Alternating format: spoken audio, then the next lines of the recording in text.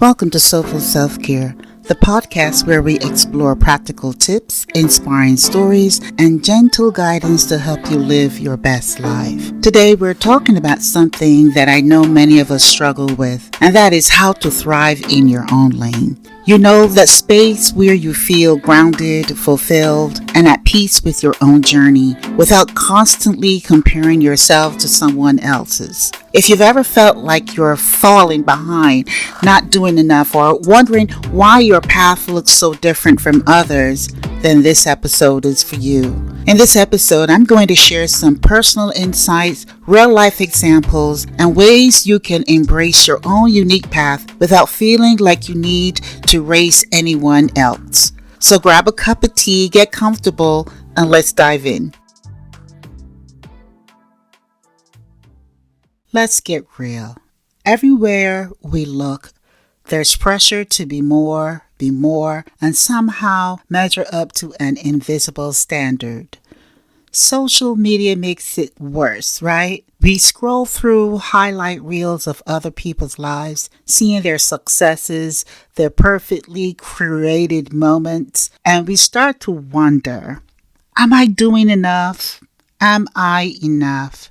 You see, I used to struggle with this too.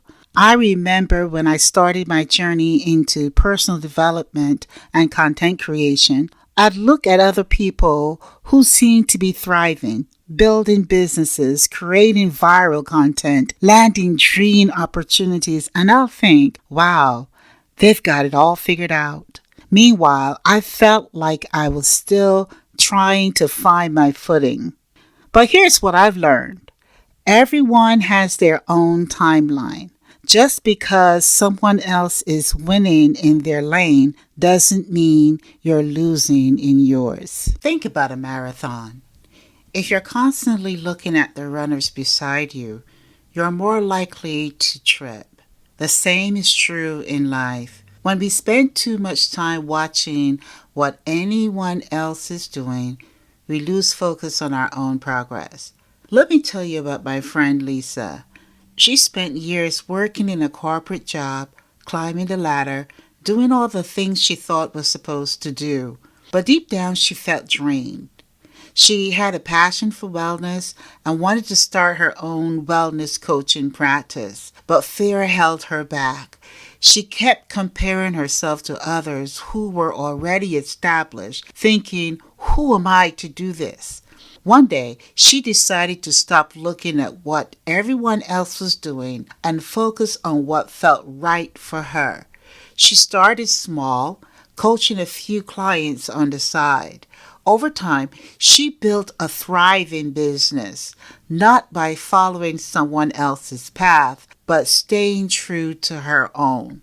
The lesson? Your path is yours for a reason. So how do we actually do this? How do we stay focused on our own journey when distractions and comparisons are everywhere? Here are 3 ways. Define what success means to you. What does a fulfilling life look like for you? Not what society says, not what your friends are doing, what truly brings you joy. Maybe it's a slower paced life, more time with your family, or pursuing a passion project. Next is to limit comparison triggers. If scrolling Instagram makes you feel like you're behind, take a break. If certain conversations leave you doubting yourself, set boundaries. You have to protect your peace. And the third is to celebrate small wins. Progress isn't always loud. It's in the little moments, the quiet victories that no one else sees. Maybe you finished a book, set a boundary, or took a first step towards something new. That counts. I get it. There was a time when I felt like I was constantly chasing rather than thriving. I recall a season in my life where I felt lost. I was juggling different roles, trying to prove myself, trying to keep up with the expectations. Some of them mine, some of them placed on me by others. I kept looking at people around me who seemed to have their lives perfectly together, and I felt like I was always one step behind. But you know what shifted for me?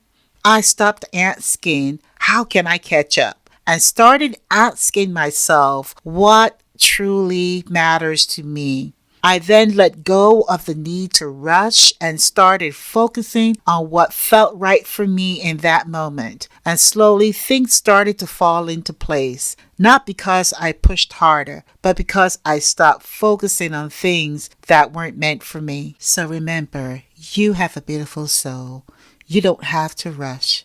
You don't have to prove yourself. You are already enough right where you are. So my challenge to you this week is to take a moment to reflect on what thriving means to you. Write it down. Think about one small step you can take in your own lane, whether it's pursuing a passion, setting a boundary, or simply allowing yourself to be without comparison. And if this episode resonates with you, share it with someone who needs a reminder, because we all deserve to thrive, not by someone else's definition, but our own. Thank you for spending this time with me. Until next time, take care of yourself, and remember, your path is unique, so trust the timing of your journey. Release comparison and embrace your own progress. And remember, you're exactly where you need to be, growing at your own perfect pace. So keep thriving in your own beautiful, unique lane.